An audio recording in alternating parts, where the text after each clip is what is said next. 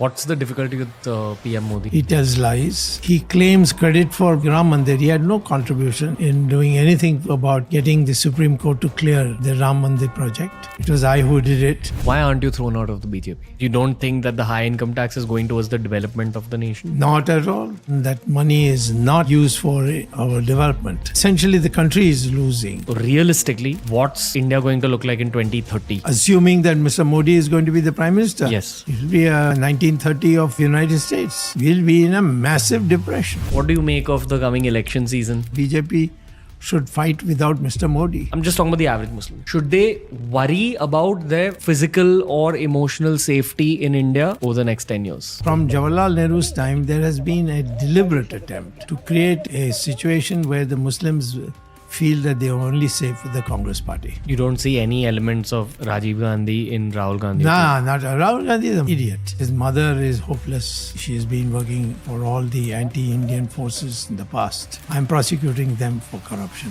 Out of the 650 podcasts that we've recorded, I don't think anyone's been so open. Are you not scared? I had 18 cases put on me by Mrs. Gandhi. I had escaped abroad to campaign. Then I came back to India with about 25 policemen sitting outside. Nobody could catch me. How do you explain that? If you've heard of Dr. Subramanian Swamy, I promise you that there's a new angle that's inbuilt into today's conversation. It's as controversial, as fiery, as intense as you know Dr. Swamy's past conversations to be. But if you don't know who this gentleman is, some would say he's one of the most educated Indians in the history of independent India. Some would say he's one of the most controversial Indians in the history of independent India. And some would say that he's a man who does not fear speaking the truth. It's a very, very fiery episode. It's very intense. You may or may not agree with many of his opinions, but don't go into this episode with any assumptions. Just listen to this episode for what it is. I promise you, it will paint a layer of political education onto your mind. It's Dr. Subramanian Swamy on his first ever podcast, and we're honored to bring him on TRS.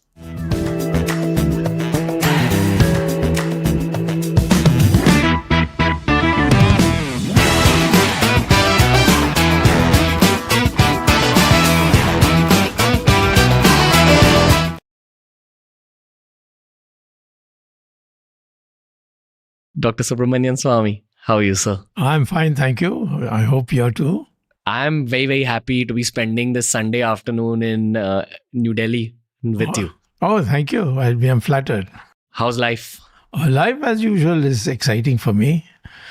I'm used to both, hard days and soft days, nice days and bad days. So this is in Gita. Sukudukhe same kritva labho jaya jayo. Like what Lord Krishna says is they are opposites. Get used to them and you'll never be unhappy. What are you looking forward to at this point in life? Well, most of the things that I have achieved. I was a professor of economics. I wrote famous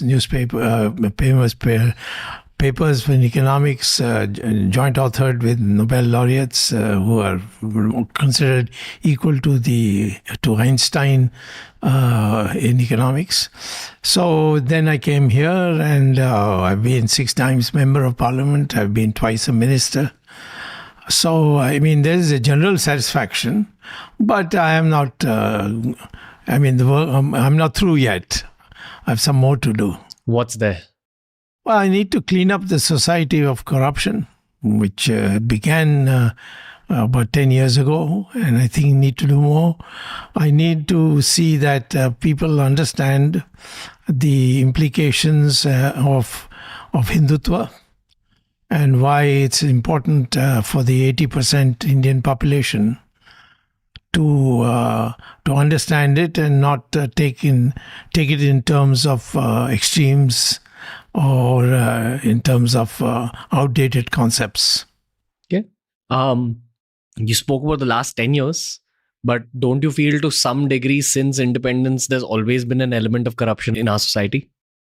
Well, see, element is one matter, but what's happening is plunder.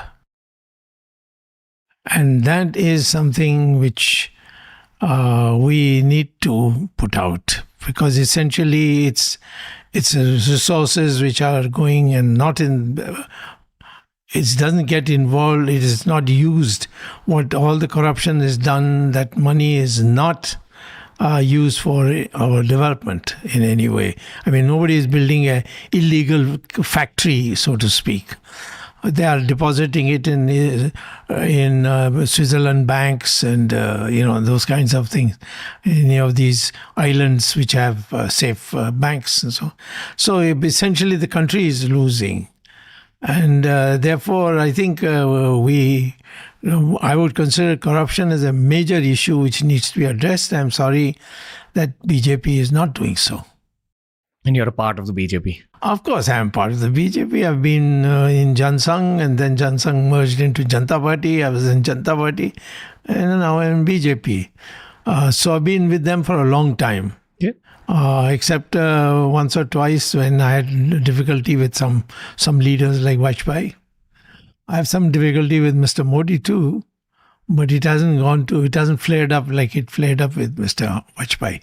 Okay. What's the difficulty with PM Modi? He tells lies. For instance, he says that nobody has come from China into our territory, which is a lie. He claims credit for people who have done the work, and he says, no, he has done it, like Ram Mandir. He had no contribution in doing anything about getting the Supreme Court to clear the Ram Mandir project. It was I who did it, but he very brazenly kept me out of all the functions and said that he did it, and he got all your new media and all that to recite it.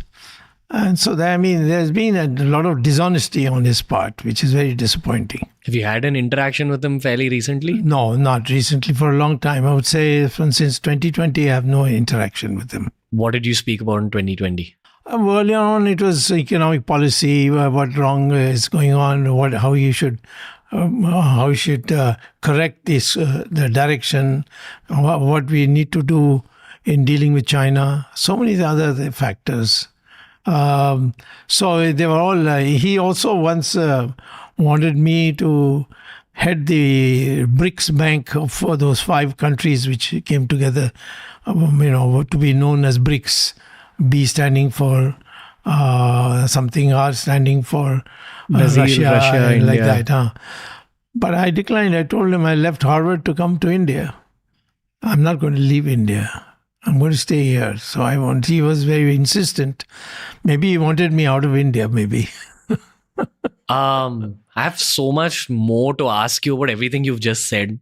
But before we break down everything that you just said, I've got to ask you about, this question might be sounding rude, but it's truly not rude. Don't worry about that. I'm a politician. I've got a thick skin. No, I'm not going to. It's not a journalistic interview. But I'm going to just put it out there.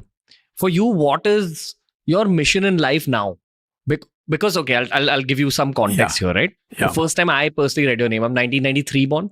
In college, you used to run your Facebook page very actively. I believe you're still running it, but that's where your name would reach out to me.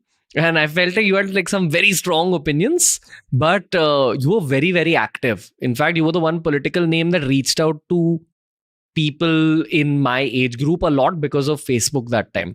I'm sure you're aware of this. Yes, I'm aware. I want to ask you now that, because you're in your 80s, firstly, how does life change in your 80s? How has life changed for you? And what do you look forward to now? I'm also asking you this just as a human being. Forget that you're a politician. First of all, I haven't come to realize that I'm in my 80s yet. So I'm doing exactly what I did 10 years ago, 20 years ago, 30 years ago. And I don't seem to have any restrictions on energy. I have no problem with my memory. So to say, how do I see 80s? I don't know. I haven't yet tasted 80 yet. What's your mental age? I don't know. My mental age was obviously at its peak when I was a professor. That is the peak was at the age of 35. Are you still 35 on the inside? Yes, mentally I am 35. And grasping new ideas, reading books, giving lectures. Yeah, I have no difficulty. Is it fair to say that anyone who enters the world of politics at some point in their heart wants to become the Prime Minister of our country? Well, wanting is a dangerous word. I wouldn't say wanting. When I came in, people told me that, at most you'll be advisor or something like that. I became a member of parliament. I became 6 times a member of parliament. I became twice a minister. When people told me I'll never be minister because nobody will trust you because you will speak on their face and you'll put them out of all those kinds of things I've heard. And as far as Prime Minister is concerned, since 1980, people have been speculating, I'll be Prime Minister, I'll be Prime Minister. But I have never tried to be a Prime Minister because it's not wrong, it is not right to try to be a Prime Minister. It should be imposed on you.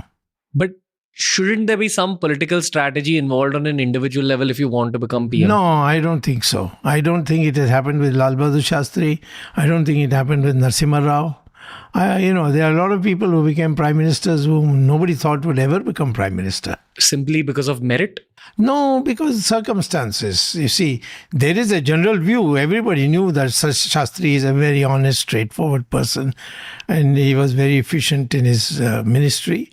And he became. Narasimha Rao became because of a very different reason, that Mrs. Sonia Gandhi thought he will die very soon and then she can take over. She wasn't ready at that shock time when her husband had been killed. He came in, but then he was transformed. I mean, his health also improved very greatly and he did a hell of a lot of good work. Okay. I'll give you some very amateur perspective. Okay. For someone who has not seen your work, and we have even preteen viewers here. So a lot of people are getting to see you for the first time in their life. Simply because your name is Dr. Subramanian Swamy and you have some very strong views, especially about Hindutva. Now, if one deep dives into the word and concept of Hindutva, they understand the nuanced meaning of it. But we don't live in the age of nuance. We live in the age of X and Instagram and YouTube, where you understand things from a very surface level. So people would automatically assume that you're also the biggest fan of PM Modi, etc. And when they dive deep into your work and your interviews, there are nuances involved. Now, simply because you're associated with the BJP, people have made assumptions about you, especially the people who are seeing you for the first time through this podcast. What would you like to say? Would you like to break any of those assumptions? No, I mean, I have been from day one. I wasn't in any other party. Of course, the Jansangh, when I started, merged into Janata Party, when all those 5-6 parties merged together. And then out of that Janata Party, when everybody started breaking up, Jansangh broke up but didn't take the old name. They took a new name. They wanted to be a continuation. So they called themselves the Bharatiya Janata Party. So for me, this question of party never arose, except that the people who came from the RSS stock, I am not from the RSS stock, but those who came from RSS training and stock and held positions in RSS, they had an ideology which sort of coincided with mine to a great extent. And I began giving articulation in English. I can do it in Hindi, and I've done it in Hindi too. But English was the one where they felt a shortcoming, and I was able to argue, debate, defeat.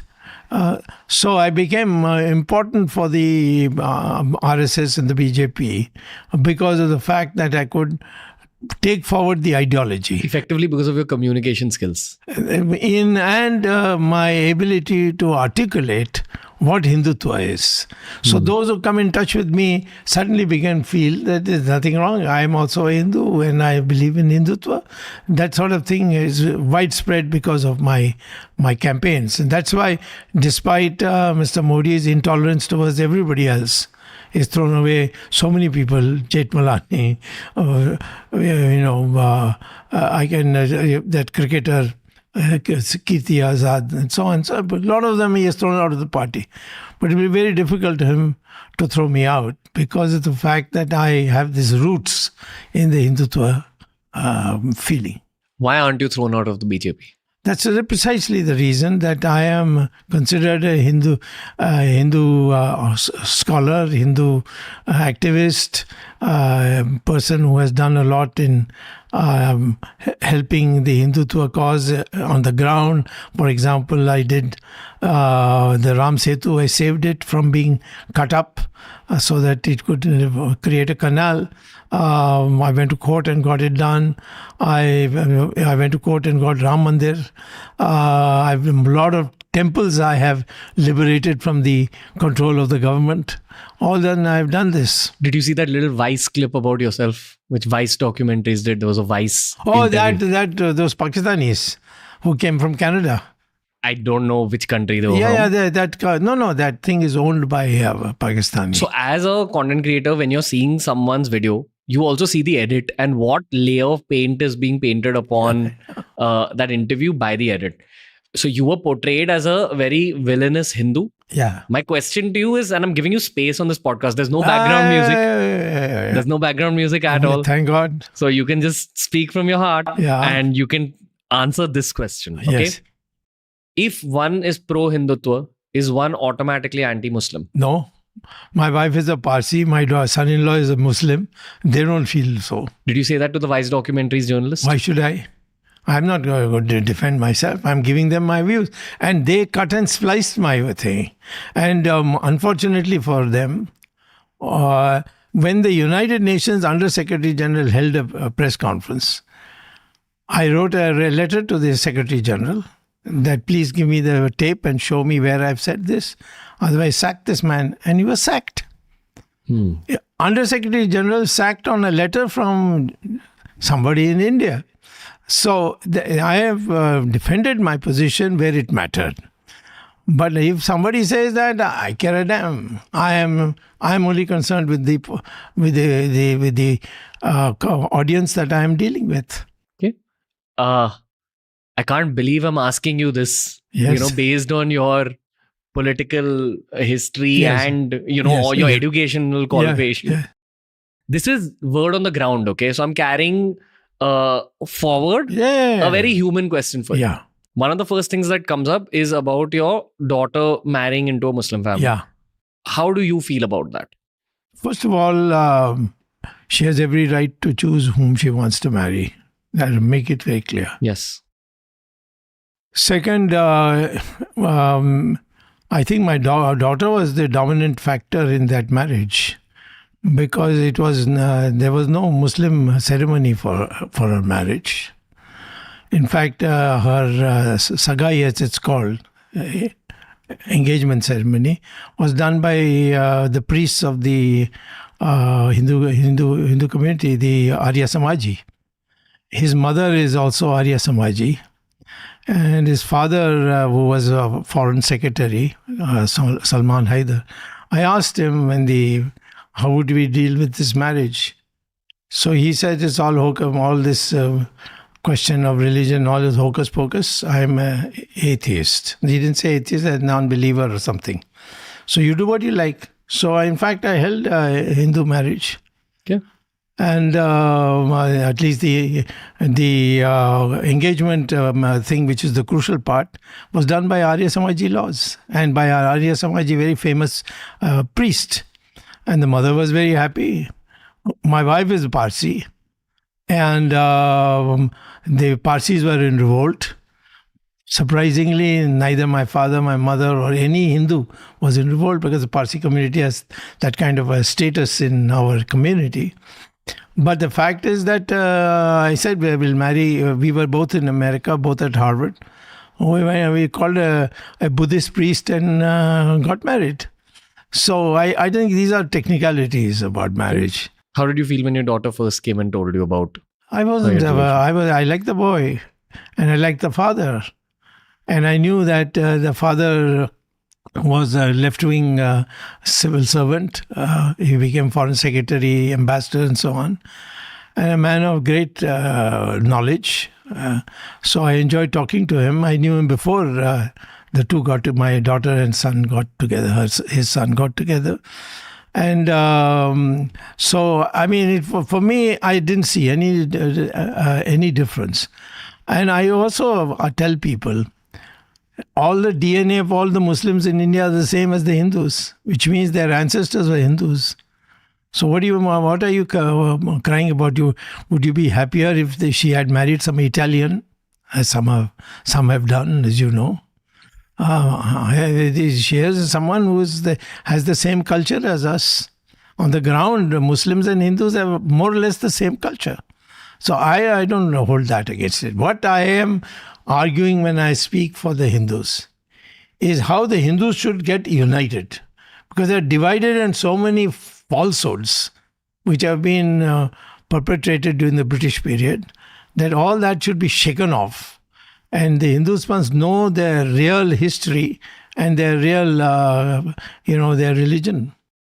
That's your core philosophy that you are able to articulate? Yes, I articulate. This is exactly what it is. I tell them that, people say, the Hindus have ill-treated their women, they take dowry, this, that.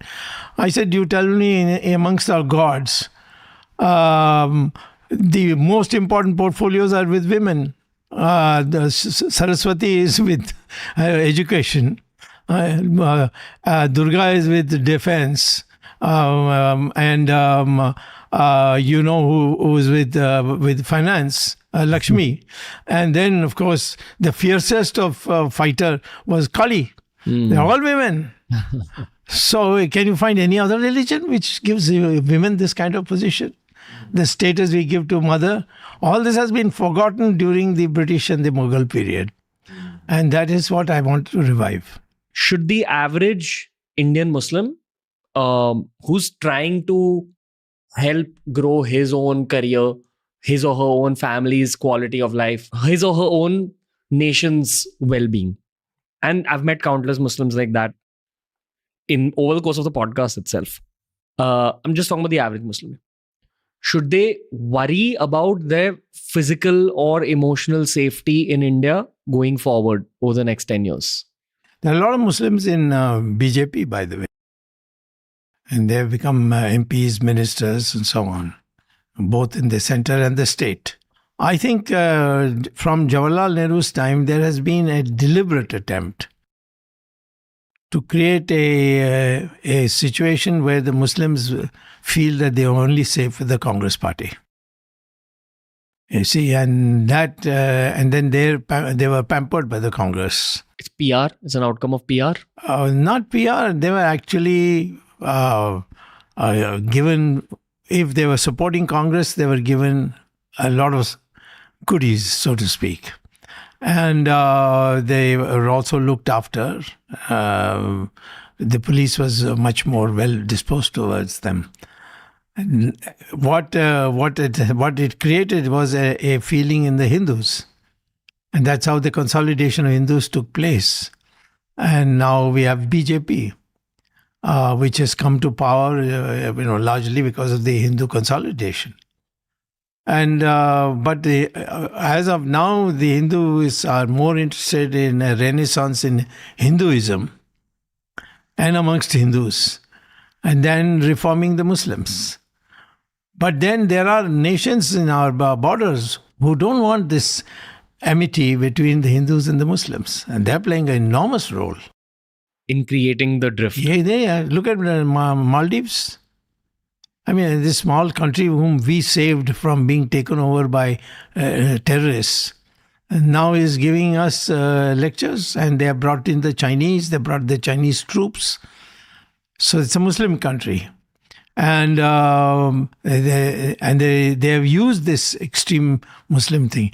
There are countries which are very, very difficult for the United States, but for India, they are very, very well disposed. That's Iran, because they are Shias.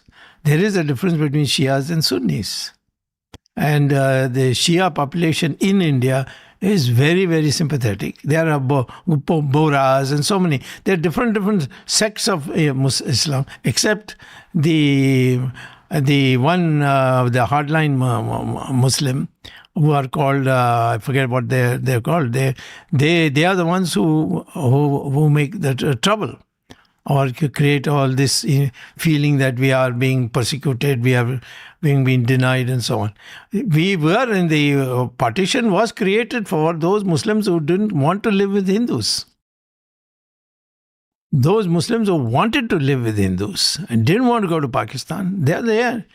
Now, suddenly there are people who are advocates who are saying, no, Muslim is a different country, is a different organ, a group, and so on. Beware of the Hindus, you can never trust the Hindus. These are the kinds of discussions that go on in these extremist meetings. There is chatter of things like very intense Hindu-Muslim riots, which will happen in the next 5 to 10 years if tensions keep building up. Do you have anything to say about that? No, if there is BJP, there will be no flare-up of Hindu-Muslim riots. If there's BJP and if there's Congress? They will do it themselves. They have been in the past doing it. There are plenty of research reports which are available to show that most of the riots were ignited by the congressmen. Do you interact with Rahul Gandhi? No. Have you ever interacted? I've never interacted. His father was a great friend of mine. Which is why I asked you. Yeah, but his mother is hopeless. She has been working for all the anti-Indian forces in the past. So, I mean, I have nothing to do with his mother, and I don't have anything to do with him or his sister. Right. And by the way, I'm prosecuting them for corruption in the National Herald case. From a media perspective, sir, you are our headline machine, honestly. Because in 2024, not too many people talk this openly. And this, I'm trying to find a more nuanced word for harshly. But you're pretty brutal with your thoughts. You're pretty straightforward. Yeah. Your basic input to the journalist was, you guys are not brave. You guys don't talk openly about stuff. Yes. Now, as a podcaster, firstly, I'm not a journalist at all. I don't have that degree. I've studied engineering. I'm here to just understand the world. The theme of this podcast is curiosity. Very raw question to you. How do you expect us to have that kind of bravery? Do you really think that we can openly, brutally be like yourself? Yes. If you read the Bhagavad Gita, I mean, the short answer is, and I'll give you a longer answer with it. If you read Bhagavad Gita, you will never be fearful of anything. See, first of all, you have to have philosophy. What is it that you want? Many things. But what is it in life that Lord Krishna says to Arjuna? That you have only freedom of action, but the results of it, I decide. Sometimes you do very good work and get nothing. Sometimes you do no work and get a lot. So therefore, you work for a goal, but be satisfied that you did your best. If you have that mentality, you will never be afraid of anybody. Do people in political positions of power, specifically like the cabinet or the top of the world of politics, I'm also talking about the opposition, in your experience, does everyone take feedback or it depends totally on the human being? No, it depends on how, if today's cabinet, I might say perhaps 1 or 2 I can exempt. But all the others, they are picked up because there would be a pussycat, because they won't have a spine. They are not people who are, entitled to become ministers. Modi has selected such people. So what do you expect from them? They will never do anything which annoys Modi. They'll always be looking to see what he wants, and they will only act if he tells them act like this. But according to you, there are 2 or 3 names who are... 2. And you can't name them. I can name them. One is Rajnath and the other is Gadkari. These 2 people, they can stand up. But then alone, how much can they do? Stand up as in what, sir? They can speak up, frankly. Say this can't be done, this can be done. If they believe something is going wrong. Yeah. They're capable, but they are not listened to. Have you heard of instances where they've tried to speak up? Yes, I have. I mean, not publicly. And that perhaps is because of the discipline of the RSS system, which is very strong. They have spoken, but in private. And they've told me about it. Do you sense healthy team spirit? At the moment, there's no healthy trend. It's Modi and then is Sancho Panza. You know what Sancho Panza is? No, Robinson Crusoe. You'll have to. I know Robinson Crusoe, but I've never heard of that one. Man Friday. Okay. So, Mr. Amit Shah. And the rest is all, they have to obey. Have you interacted with Amit Shah? No need to. Never? He's not, no. There's no point. I know what he has done in Gujarat and I don't think I want to meet him. Would you like to see a podcast with them? With PM Modi and Amit Shah? If you arrange, I'll definitely come. Okay, I'll give you my very innocent and perhaps amateur and perhaps novice reading of the situation. My personal angle is I feel traditional journalism in a lot of cases approaches these kind of interactions in a very combative manner rather than from a curious and seeking oriented manner. And I'm sure you're feeling a sense of that right now as we are speaking. It's just open. You're different. That much I certainly have felt. Well, thank you, sir. I personally believe everyone should be allowed to express their nuanced opinion. Everyone shouldn't be allowed to express their opinions just for headlines. There are a lot of assumptions that people make about yourself, that people make about Amit Shah, that people make about PM Modi, which I feel can be sorted to a large degree if they just are able to speak in a civil manner like this. Or even if it's a debate, rather than you guys going on a news channel, you all should be on the Ranveer show. And I should be able to neutrally have you guys at least talk. That's what the youth want. That's what the audiences also want. Sure, I would definitely be available for that, but these two will not be. Why? You ask them. They don't think that they need this kind of thing at all. They think everybody fall in line. I'm the only one who's been allowed to stay so far. I know that in a politician's journey, there's two aspects. There's governance and administration.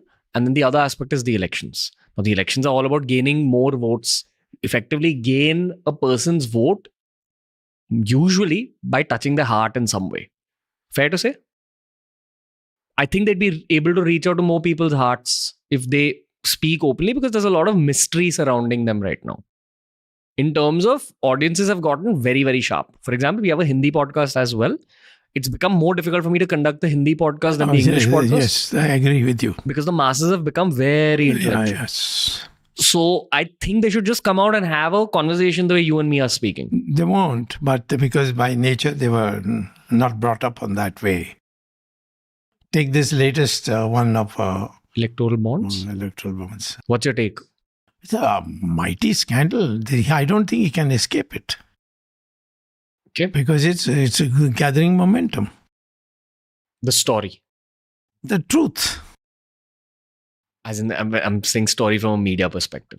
This chapter is truth gathering is momentum. That people who were bankrupt obviously had dirty money and paid in large amounts, and then they got contracts from the government when they should have been thrown in jail. So such things are all coming out. Nothing much has come out so far, but what has come out is enough to know what is coming out very soon. There's more that's going to come out? Of course. There's so many aspects of it. Right now, the United States, for the first time, has decided to prosecute Mr. Adani. What was Mr. Adani doing that we didn't know? But the Americans have got something, and nobody is going to tell us until the Americans tell some of us. So the issue basically today is there is no transparency whatsoever. And there are a lot of lies that are being... Take, for example, the occupation of 4,065 square kilometers of Ladakh by China since 2020. What has the Prime Minister said about it? That nobody came. Koi aaya nahi, koi gaya nahi. right? But that's not what is the truth. And I have filed PIL, not PIL, this right to information. And I had to go all the level. Nobody answered it. This is not that they said, no, it's not true, or oh, this is the truth. And finally, I had to go to the judicial part of the right to information, and they were instructed. The ministries were instructed that there are 7 questions Mr. Swamy has raised. Please answer this by 2nd April. Now I got to see whether they do. How can they answer now after saying that Chinese have occupied nothing? That they have occupied 4,065 square kilometers of undisputed territory in Ladakh. Why is Mr. Modi keeping quiet? Does this affect election season? Well, it depends on whether I'm able to effectively put it across. I personally feel that BJP should fight without Mr. Modi. And BJP will definitely win only on the Hindutva issue. But with Mr. Modi there, it will get diluted. You think he shouldn't be a PM? He shouldn't be a candidate of the BJP. And rather than him, who should be the candidate? Well, there are plenty of people. That is usual thing we have heard from Jawaharlal Nehru's time, after Jawaharlal Nehru. Who would you like to see? I don't like to say. So if I leave out some name, the other chap will feel I betrayed him. Nuances of being a political human being. That's right. What do you learn about this world of politics in the long term? It's a wonderful area. The people have aspirations. If you meet them, they are grateful.